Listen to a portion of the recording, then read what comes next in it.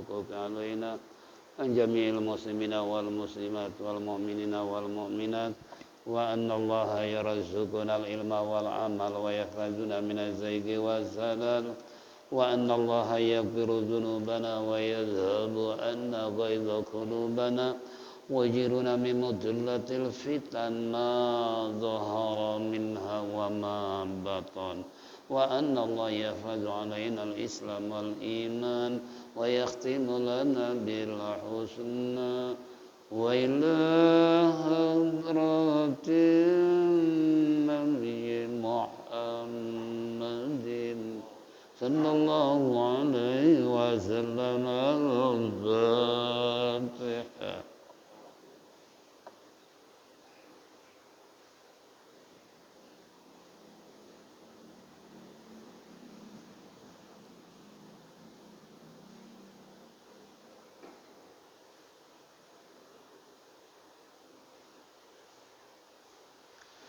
يا ربي بالمصطفى بلغ مقاصدنا واغفر لنا ما مضى يا واسع الكرم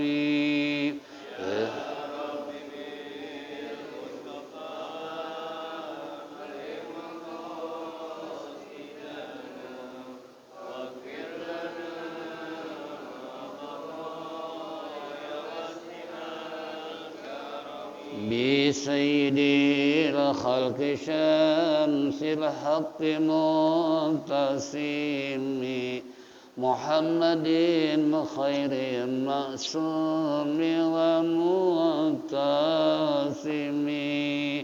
يا رب بالمصطفى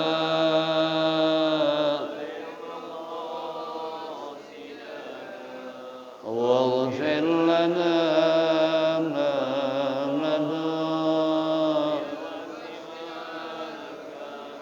له فرارة حبيب الله حاجته ومصدر الفضل والإرفان والكرم يا رب بالمصطفى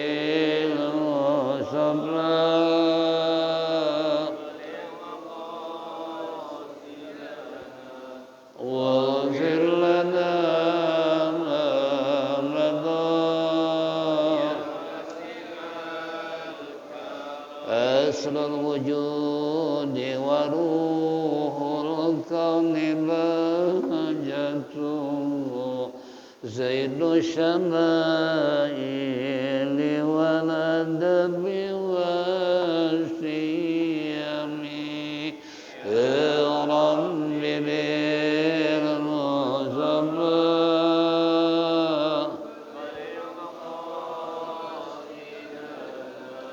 واغفر لنا ما مضى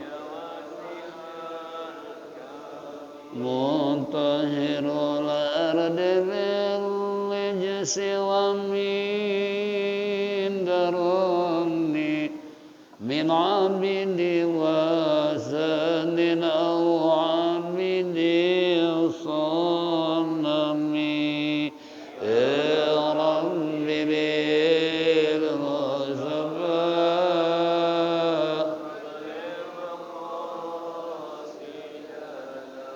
واغفر لنا ما مضى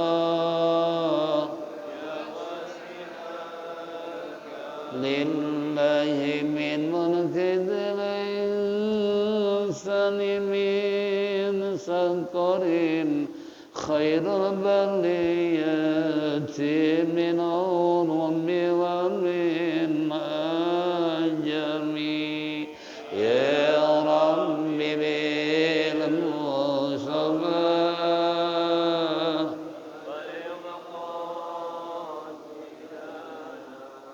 واغفر لنا ما مضى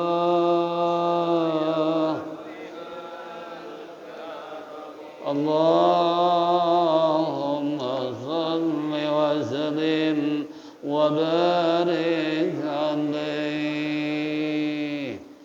Ma'asyiral muslimin wa muslimat rahimakumullah.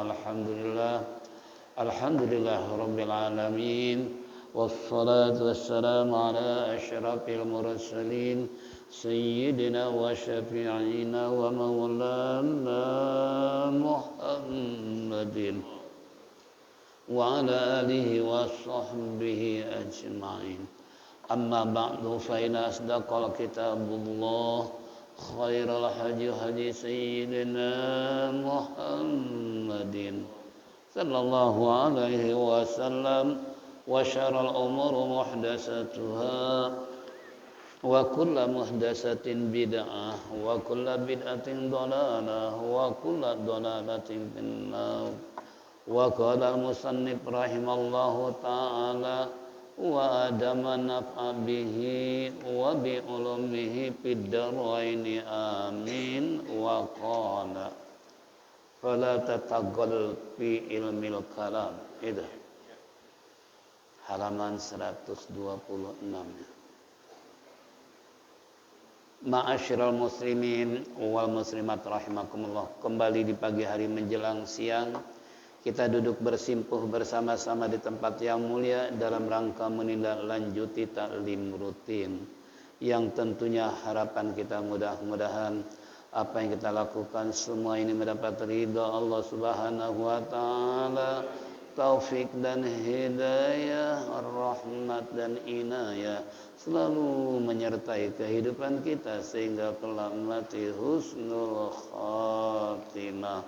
Amin ya rabbal alamin. Baiklah hadirin, kita akan membaca kembali Risalatul Mu'awwanah halaman 126. Fala tataghallal fi ilmil kalam wa la tuksir minal khawdi fihi limujarradi talabi tahaqquqi fil ma'rifah fa innaka la tatfaru bihadal mazlum min hadal ilmi walakin in aradta tahaqquqa fi ma'rifati fa'alaika bisuluki tariqatihi atau tariqihi wa hiya al-i'tijabu taqwa zahiran wa batinan wa tadabbarul ayati wal akhbar wa nazaru fi malakuti samawati wal ard ala qasdil itibari wa tahdzibul akhlaqin nafsi wa tartibu kasafatiha bi husni rajadah wa taskiru miraatil qalbi bi mulazamati dzikri wal iradi amma yushgilu an tajarrudi li hadzal amr. Fahadza sabilu tahsili in salaktahu asarta insyaallah ta'ala alal mazlum wa zafarta bil amri al marghub wa sufiyati innama jahadu nufusuhum wal balghum wa balighu fi riyadatiha wa qat'uha an adatiha wa ma'lufatiha li ilmihim bitawakkufi husula kamalil ma'rifati ala dzalik wala kamalil ma'rifati yatawakkifu tahaqququ bima'aqidil ubudiyah alladzi huwa bughyatul arifina wa umniyatul muhaqqiqina radhiyallahu anhum ajma'in wallahu a'lam. Faslun wa 'alaika. Kasih tanda tawakuf nih ya, terakhir kasih tanda tanggal tawakufan karena ini terakhir minggu ini, minggu besok tawakufan sementara majlis taklim. Baiklah hadirin jamaah rahimakumullah, apa yang dimaksud kata musannif tadi? Fala tataghal fi ilmil kalam, maka janganlah kamu masuk ke dalam ilmu kalam. Wala tuksir minal khawd, dan jangan istilahnya memperbanyak minal khawd dari membicarakan panjang lebar tentang ilmu kalam. Limujarradi talabi tahaqquqi fil ma'rifati. Di sini kata Muslim mujarradi hanyalah untuk mencari at-tahaqquqi, kenyataan atau hakikat fil ma'rifati dalam ma'rifat. Fa innaka latazfaru bihadzal mazlum, maka sesungguhnya kamu tidak akan berhasil dengan yang dicari dari ilmu, yaitu kalam. Hadzal ilmi, karena ini adalah merupakan ilmu. Walakin an arada, akan tetapi jika kamu menghendaki atau mencari hakikat dalam masalah ma'rifat, fa'alika bisuluki tariqatihi, maka harus kamu bisuluki menempuh jalannya, wahya al-timizan, yaitu sanggup at-taqwa, yaitu bertakwa zahiran wa batinan, baik zahir maupun batin. Wa tadabburul ayati wal akhbar, dan memikirkan ayat-ayat Al-Qur'an dan hadis Nabi sallallahu alaihi wasallam. Wa nazaru fi malakuti samawati wal ard, dan melihat ke dalam kerajaan langit dan bumi, ala qasdil i'tibar, dengan tujuan qasdil i'tibar, menghasilkan, yaitu pelajaran, wa tahdzibu, dan membersihkan akhlakil nafsi, akhlak nafsu. Kemudian waltifun, dan apakah bahasa taltifu, yaitu mengembutkan, melembutkan sopan santun, atau tidak tergesa-gesa atau tidak emosi. Jadi melembutkan dia punya kasabatiha, yaitu kesenyaranasan. Bihusni, dengan baik ariyadoh, yaitu dengan melawan atau melatih diri dalam hawa nafsu. Dan watasdikilu, dan membersihkan mir'atil qalbi, cermin di dalam hati. Bimulazamati zikri, dengan menekuni zikir, yaitu zikrillah, zikir kepada Allah, wal iradi, dan berpaling, yaitu amma yushkilu, berpaling dari apa-apa yang menyebabkan engkau sibuk dalam mengerjakan, yaitu semata-mata lihadal amr, perurusan ini. Bahadza sabilut tahsili, maka ini adalah merupakan jalan yang akan tahsil, menghasilkan insalak tahu, jika kamu menghidupkan, yaitu asarta, dan kamu istilah mendapati atau memperoleh, insyaallah jika Allah kehendaki, alal mazlum, atas perkara-perkara yang dicari, matlub, yang dicari. Wajaparta, dan kamu akan mendapati apa, bil amri margub, dengan perkara-perkara yang disukai, gorba, yang disukai, wasopiyati, dan ulama-ulama ahli tasawuf. Innama jahadu nufusahum, sesungguhnya telah memerangi, yaitu nafsu mereka, wabil guwafi riyadotiha, dan telah melebihkan fi riyadoh, di dalam melatih hawa nafsu. Waqatuha, dan telah memutuskan nafsu-nafsunya, an adatiha, yaitu menutup atau mengetuk, untuk istilahnya mengekalkan atau meninggalkan, an adatiha, kebiasaan atau tradisi, wa ma'lufatiha, dan yang disenanginya, li ilmihi, karena mereka mengetahui. Bitawakufi, dengan tergantungnya, husuli, yaitu hasil, kamali, kesempurnaan, al-ma'rifat, ma'rifat itu, ala dzalik, atas memerangi nafsu itu, wala kamalul ma'rifati yatawaqqifu tahaqququ bima'aqidul ubudiyah alladzi huwa bugiyatul arifin. Dan atas kesempurnaan ma'rifat mengenal kepada Allah, yaitu tergantungnya tahakkuk, yaitu kebiasaan atau ya tahakkuk bimaqamil ubudiyah, dengan makom-makom ubudiyah atau mengabdikan diri kita atau menghambakan kita alladzi yang huwa bugiyatul arifin, yaitu siapa oleh untuk istilahnya apa, tuntunan bugiyah, tuntunan orang-orang yang ahli makrifat dan cita-cita umniyah al-muhaqqiqin, orang-orang yang ahli tahqiq radhiyallahu anhum ajmain semuanya.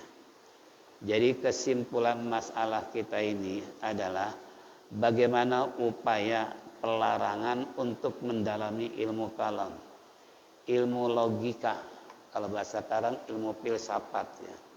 Ini ilmu filsafat, berapa banyak orang murtad, berapa banyak berpikir secara ngawur karena bukan dengan berdasarkan hukum yang terkandung dalam Quran maupun hadis, apa kias atau ijma, tapi hanya berdasarkan logika atau akal semata-mata. Makanya banyak yang di antara belajar ilmu falsafah, ilmu filsafat, kemudian mereka enggak mencapai apa yang ini kan, sehingga menjadi stres. Ini bahaya ilmu kalam, ilmu filsafat. Karena dulu masih saya kuliah suka juga baca tentang ilmu filsafat. Nah itu kalau kita kurang iman, kurang mempelajari dasar daripada agama, langsung masuk pada ilmu filsafat, ya kebanyakan seperti itu. Sholat juga enggak. Karena yang dipikir berdasarkan akal, bukan berdasarkan hukum agama. Itu bahayanya. Dan jangan istilahnya memperbanyak apa, yaitu mencari tentang haud terlalu dalam, terlalu panjang lebar untuk semata-mata istilahnya mencari kenyataan atau hakikat di dalam makrifat kepada Allah. Dipikirin begini begitu segala macam, nggak ketemu juga, berbalik lagi dipikir-pikir, jadi waktu habis memikirkan tentang makrifat, padahal yang penting dasari dengan keyakinan kepada Allah. Itu sumber orang-orang sufi min jumlatil auliya itu hanya satu, berpikir mereka dengan yakin. Kalau kita kan yakin masih kendor, masih tercemar dengan berpikir yang akhirnya ya tadi makrifat kepada Allah ngambang. Kalau bahasa kita enggak nempel di dalam hati yang paling dalam, sehingga timbul antara kebenaran dan kebatilan, antara ibadah dengan haram jadah. Itu bisa timbul seperti itu naudzubillah min dzalik. Makanya kata musannif, fa innaka la tazbaru biha al matlub min hadil ilmi. Musannif menyarankan tidak akan istilahnya berhasil, kalau bahasa kita percuma dah walaupun dicari dari ilmu seperti itu, akan tetapi hendaklah engkau istilahnya mencari hakikat di dalam makrifat kepada Allah Subhanahu wa taala. Ini yang perlu dikaji, ini yang perlu pelajari, bagaimana kita mengenal Allah. Makanya kata Habib Usman dalam Sifat 20, wajibu alal insan ma'rifatu ilahin bistiqoni. Pertama kali wajib manusia mengenal Tuhannya dengan yakin. Itulah kata musannif, wa'lamu annal asla wal asasa ma'rifatul ma'bud qabla ibadah. Ketahuilah olehmu hai saudara-saudaraku, kenali dulu Tuhan baru ibadah. Jangan ibadah dulu baru kenal Tuhan. Rajin sholat, rajin puasa, rajin ibadah-ibadah yang lain, tapi keyakinan makrifat kepada Allah belum yakin, maka hal ini akan kandas di tengah jalan. Contoh, Berapa banyak orang yang frustasi. Padahal awalnya rajin sholat, rajin ibadah, sholat malam, sholat duha, berdoa kepada Allah Subhanahu Wa Taala. Tapi ketika tidak mencapai apa yang dia inginkan, akhirnya semua ibadah dicampakkan, ditinggalkan gara-gara nggak tercapai apa yang dia cari. Katakanlah urusan ekonomi, urusan ma'isyah, umpamanya kehidupan. Ini kan nggak sedikit, padahal awalnya rajin sholat.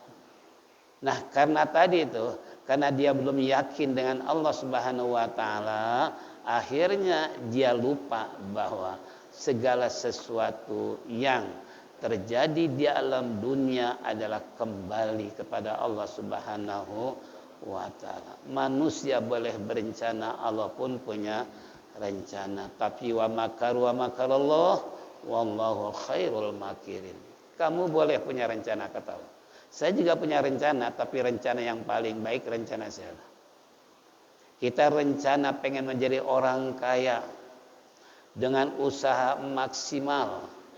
Bahkan kemarin ada dia curhat karena di saat dia hendak berusaha gagal maning. Hanya nggak tercapai, yang ada kandas di tengah jalan. Ini faktor apa sih yang menyebabkan saya seperti ini? Mau usaha mentok, mau jalan usaha terbentur, wah macam-macam. Nah ini kembali, itu perlu koreksi diri. Kenapa koreksi diri? Masalahnya sejauh mana pendekatan diri kita kepada Allah. Karena bagaimanapun Allah yang maha kaya, Allah yang memiliki alam semesta, lillahi ma fis samawati wa ma fil ardh. Kepunyaan Allah langit dan bumi. Nah, kalau kepunyaan Allah, maka masa kita harus minta kepada selain? Akan ironisnya di situ, lucunya di situ. Kita sering baca iyyaka na'budu wa iyyaka nasta'in. Engkaulah yang kami sembah dan engkaulah tempat kami mohon pertolongan. Tapi di saat terjadi sesuatu problematika kehidupan, bukan minta sama Allah, tapi minta kepada siapa?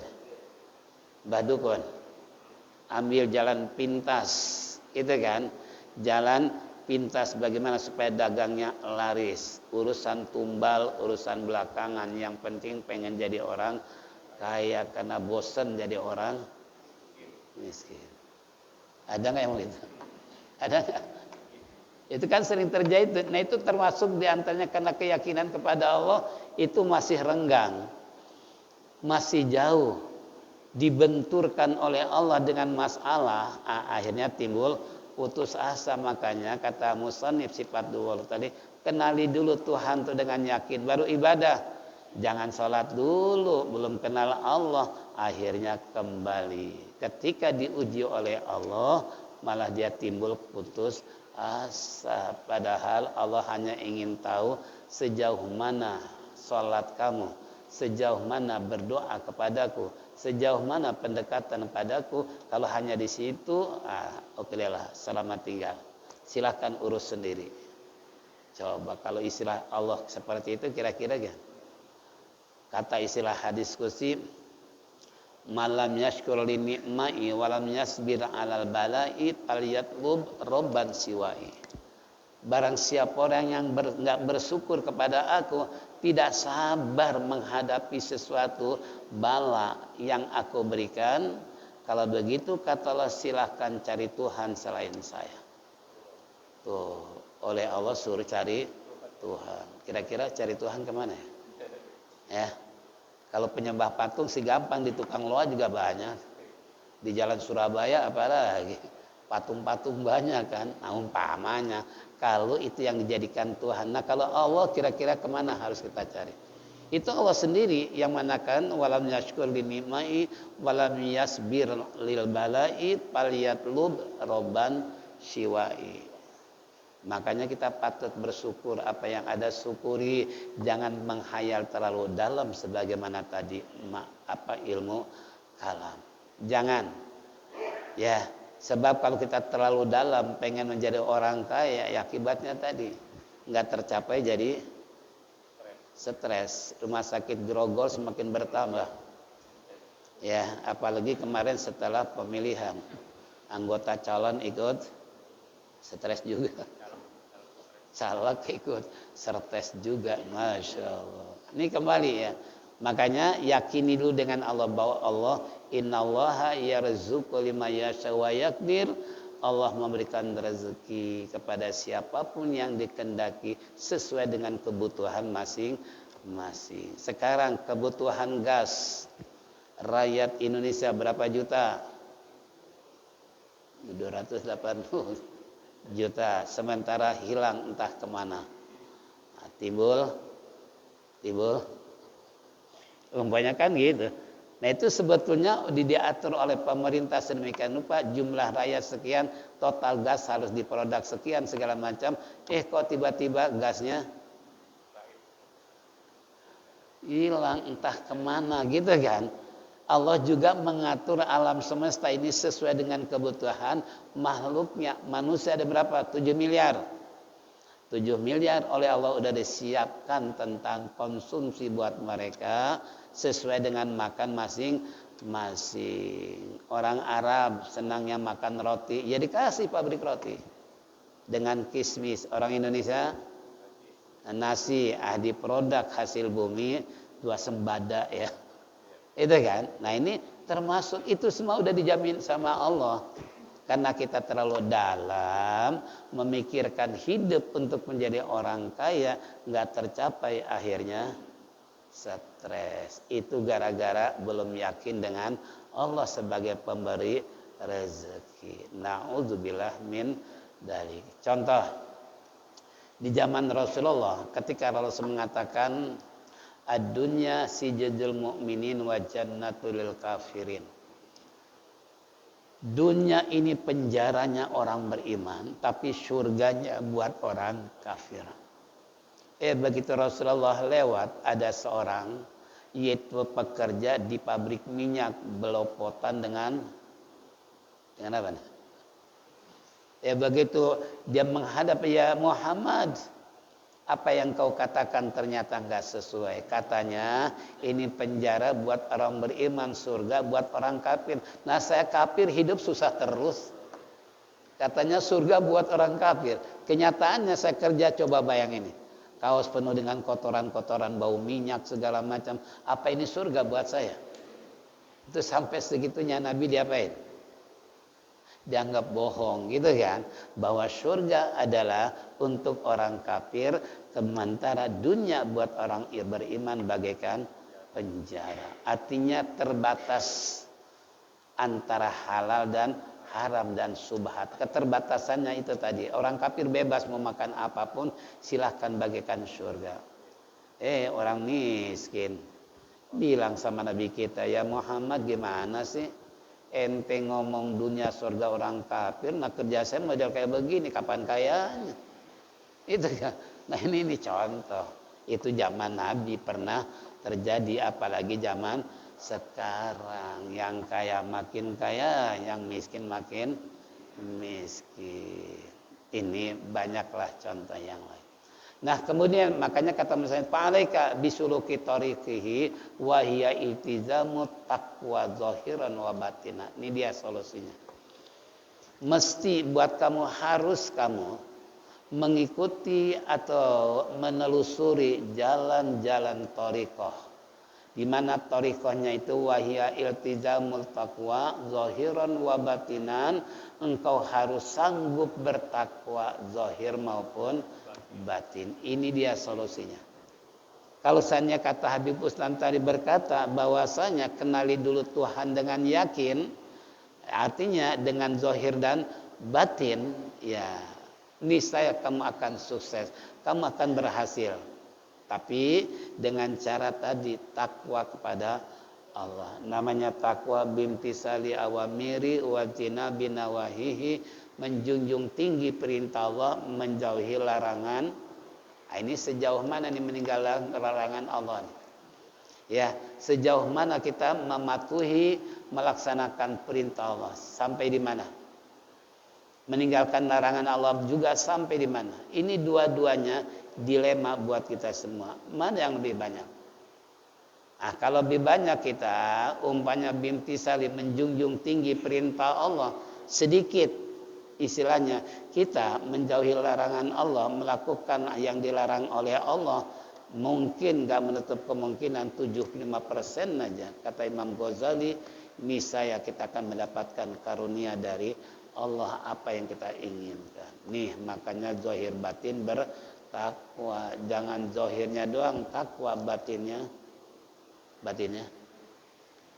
ada nggak orang kita? Banyak ya. Wah aneh sih, sholat malam nggak pernah putus, tiap malam juga sholat tahajud, apalagi sholat duha nggak pernah ditinggal.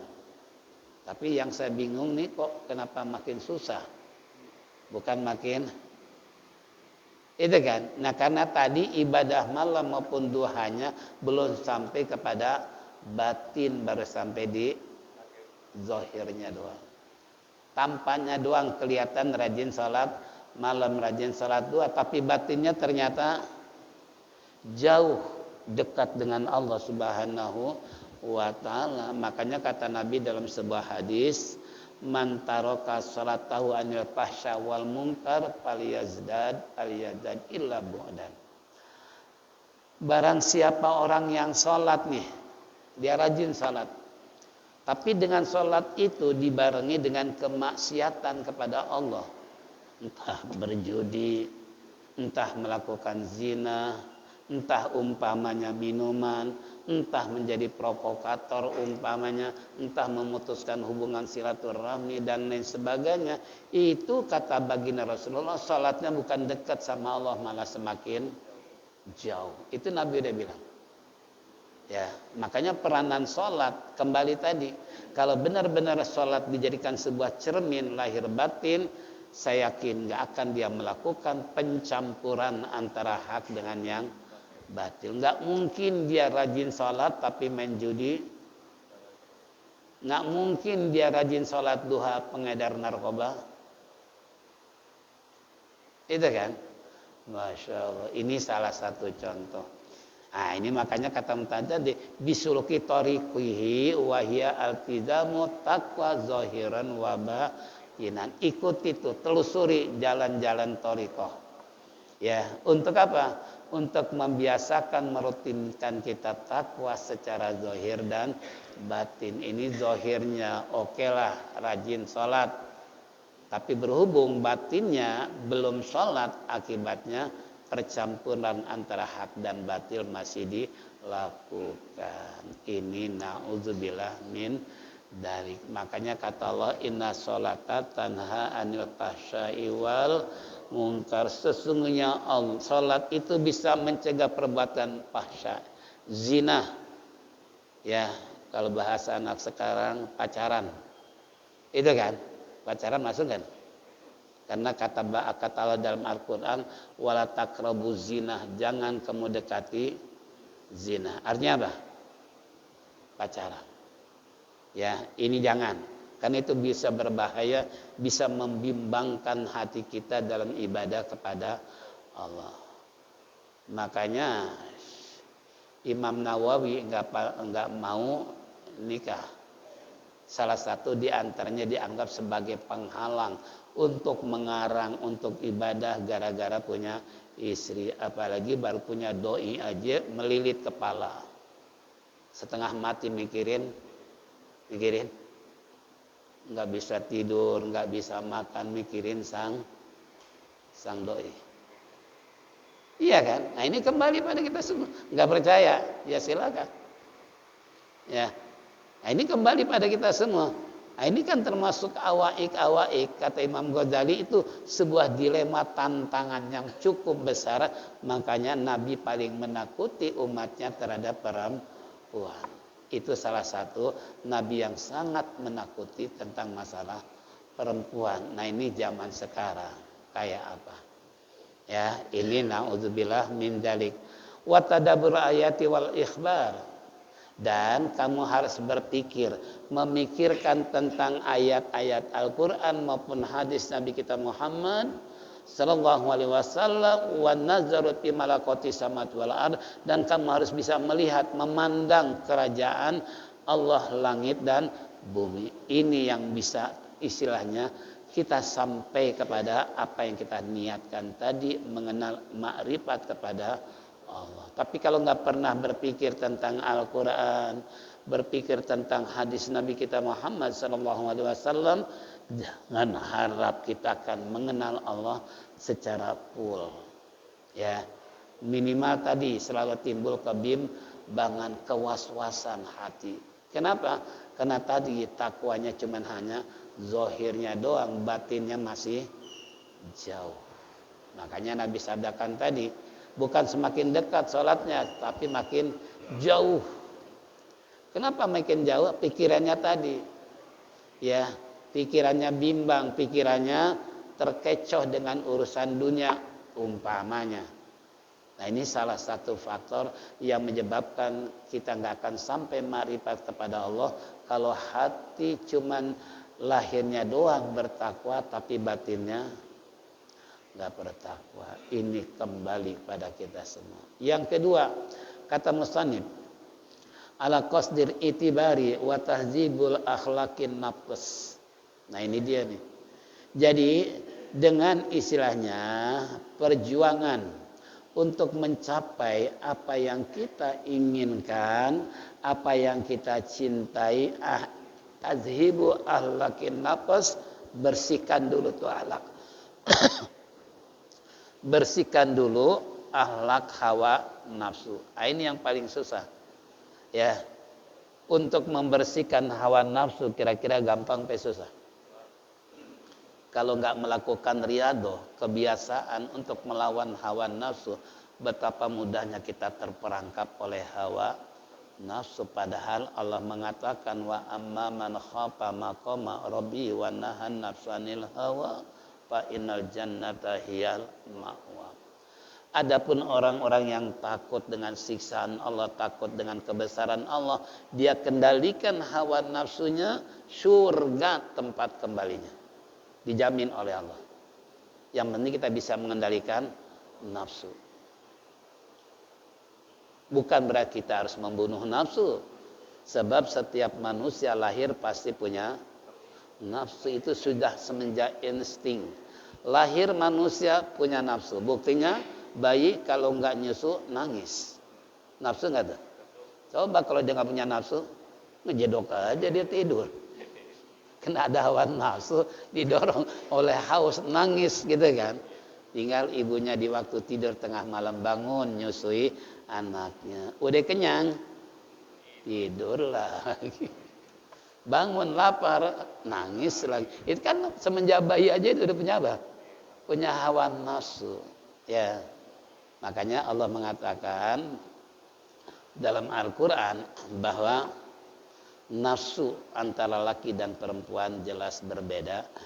Beda, nggak mungkin akan sama. Bohong kalau saya nafsu laki perempuan sama, itu berarti nggak ada nilai mana perempuan mana laki, seakan-akan semua sama. Itu kan. Nah, zuyyina linnas hubbu syahawat minan nisa wal banin wal qanatiril muqantarati minal zahabi wal fiddah wal khairil musawwamata wal an'am wal haras dzalika mataul hayatud dunya wallahu indahu husnul ma'ab. Ini dia. Allah memberikan hiasan nafsu terhadap manusia. Apa nafsunya sih? Laki-laki terhadap perempuan. Makanya kalau ada laki-laki nafsu pada laki-laki, jangan-jangan dia bukan apa? Kan kemarin demo kan? Kelompok gay sampai ditangkap oleh polisi berapa puluh orang, tinggal istrinya bingung. Suaminya ditangkap gara-gara gay. Gay apa sih? Homosek. Padahal ini sejarah Nabi Lut udah jelas, sejarahnya udah dikubur oleh Allah orang yang melakukan gay tadi, gitu kan? Nggak percaya dengan sejarah, ya tunggu aja tadi. Kalau Jakarta tidak ingin ditenggelamkan, itu kan. Nah, ini kembali ya, kembali kepada kita semua.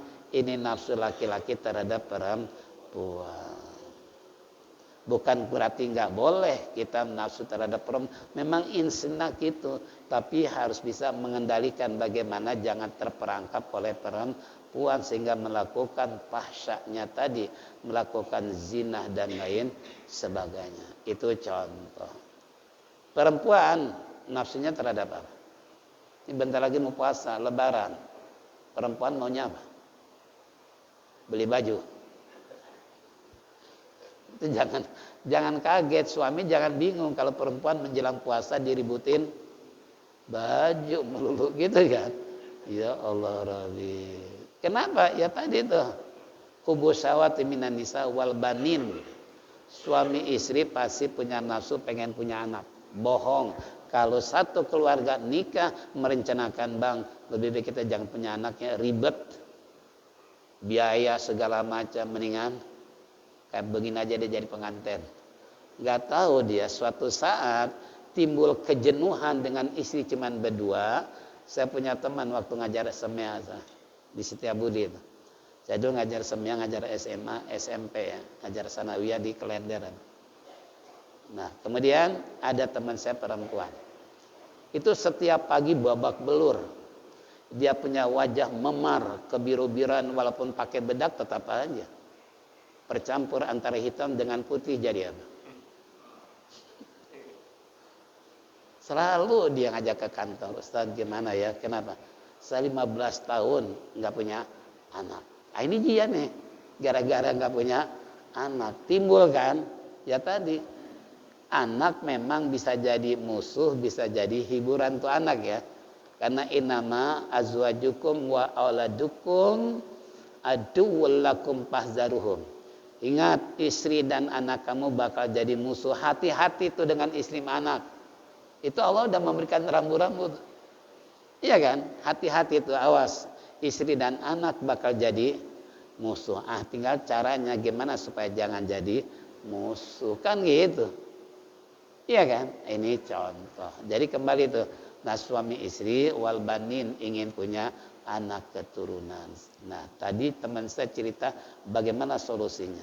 2 saya bilang, kalau Anda tahan silakan lanjut, tapi kalau nggak tahan minta cerai daripada babak belur. Siapa tahu Anda punya suami yang lebih baik, nggak lagi diapain. Itu kan. Mungkin suami Anda nikah lagi punya anak, nggak mungkin dia brutal terhadap sang istri sebagai pengalaman Anda. Itu sampai segitu saya nggak tega istilahnya. Setiap pagi selalu dia nangis mengeluarkan air mata. Coba ngajar anak-anak kira-kira gimana? Kita aja teman istilahnya guru sepekerjaan nggak tega melihat si perempuan gara-gara kembali tadi 15 tahun belum punya anak. Akhirnya timbul dilema. Padahal dulu sebelum nikah nggak perlu punya anak. Itu kan, ini tolong hati-hati ya. Ini banyak contoh lah. Nah kemudian apa kata Allah? Wa qanatil muqantarati minaz zahabi wal fiddah. Ini khusus perempuan nih. Perempuan punya hawa nafsu terhadap perhiasan emas dan perak. Wajar kalau perempuan pengen dibeliin emas, karena memang nafsunya terhadap emas. Bukan emas Jawa ya. Emasnya emas apa nih? Kalau emas keli lain.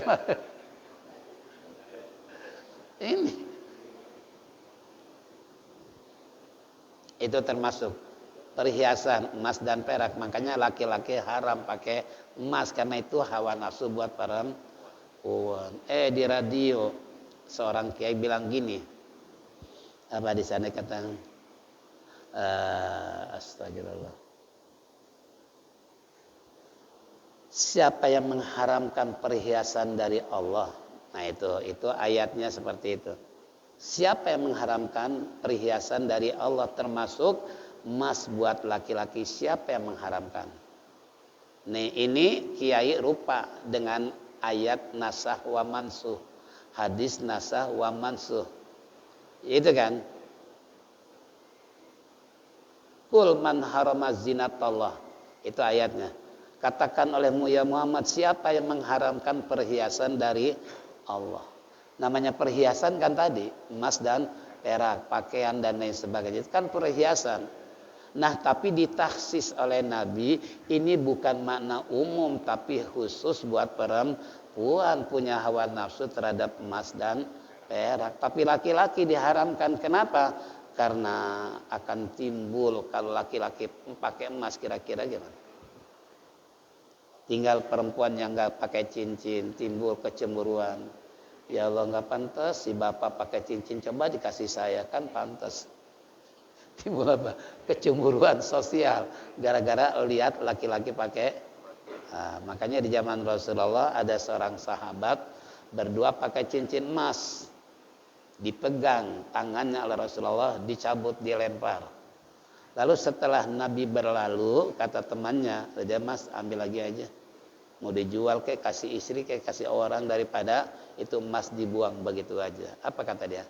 Segala sesuatu yang dilarang oleh Nabi nggak bakalan saya ambil lagi. Tuh sahabat begitu. Kalau kita diambil lagi nggak nih? Sayang ya.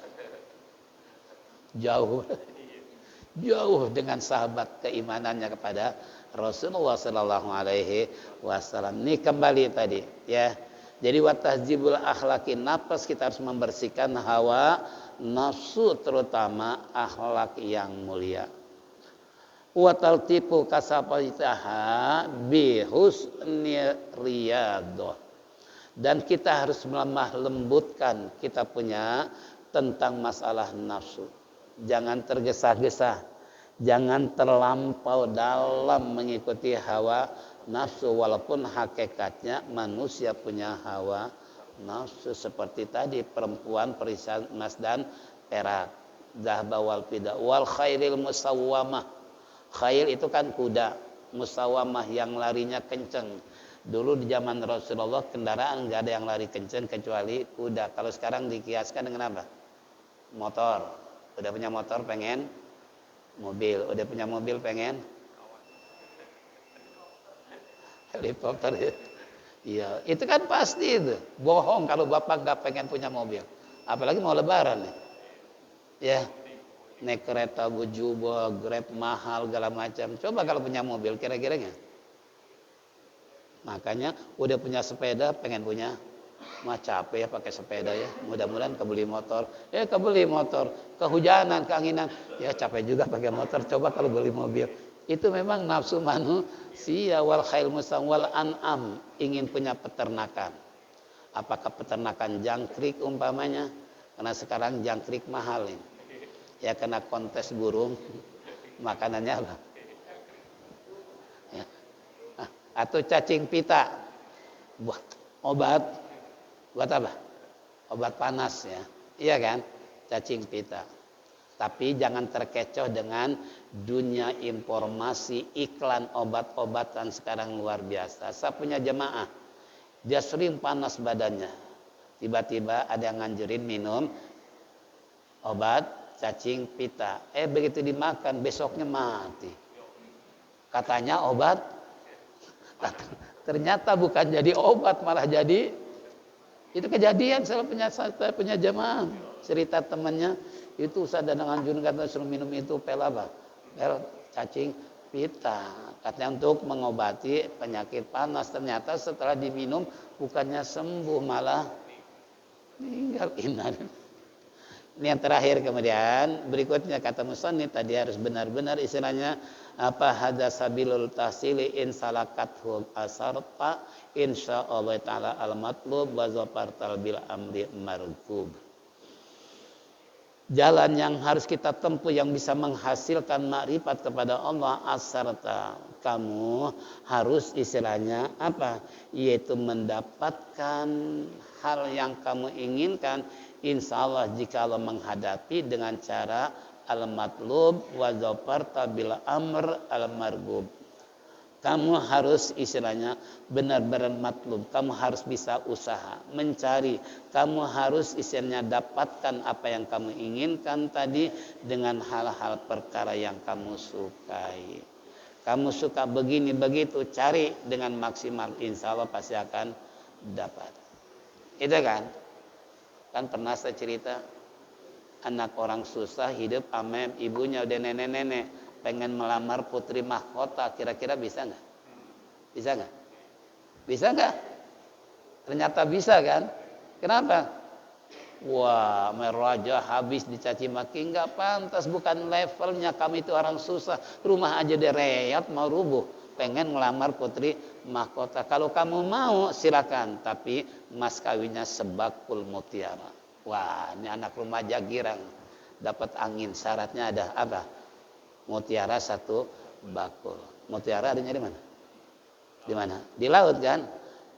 Begitu dia merasa girang, masa sisa nggak bisa berhasil, mutiara 1 bakul. Besoknya bawa tambang sama ember.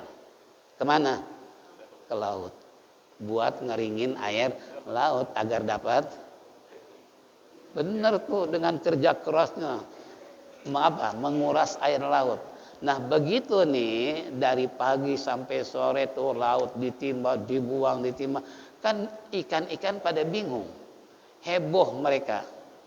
Sampai ini anak muda ngapain sih mau ngeringin laut, ntar gimana nasib kita nih. Itu kalau bahasa kita bisik-bisik ikan tuh. Ayo kita laporkan sama ratu ikan. Nah, ratu, ada anak muda ingin mengeringkan, menguras air laut. Bagaimana menurut ratu? Apa kata ratu? Coba tanya, mau apa sih dia? Kok sampai air laut mau dikeringkan? Begitu tanya, hai anak muda, apa yang kau inginkan dari laut? Saya hanya ingin mendapatkan sebakul mutiara. Oh itu laporan kepada ratunya.